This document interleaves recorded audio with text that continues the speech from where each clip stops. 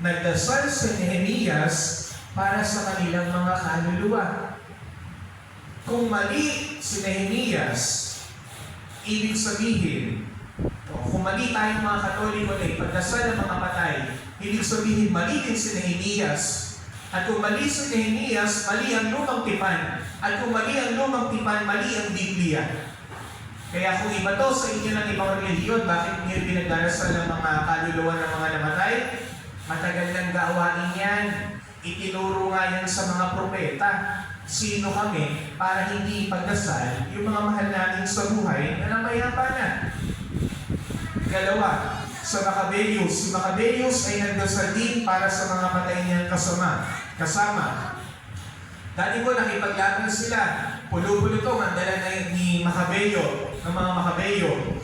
Siyempre, nung nakipaglaban sila sa gera, maraming namatay sa kanila. Kaya inipon nila yung mga katawan ng mga namatay, inibibig sa kanilang lugar, at ipinagdasal yung mga namatay.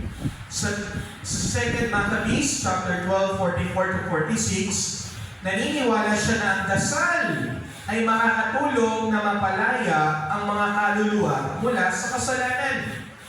Ipinagdarasal natin ang mga patay dahil sila ay nagkasala at makakatulong ang panalangin natin para makalaya sila sa pagkakasala at para makapasok sa langit.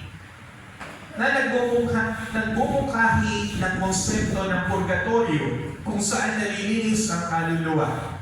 Sinabi sa Maccabeo, mayroong pinupuntahan ng mga patay kung saan sila ay pinupurga, nililinis. Ayaw paniwalaan ng ibang relihiyon.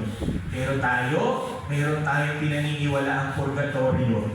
Pagdating mo doon, yun ay transition mo, daanan mo para makapasok ka sa kaharian ng Diyos. Mind you, may iba't ibang parte ang purgatorio. Meron yung malapit na sa pituan ng langit, meron naman yung malapit na konti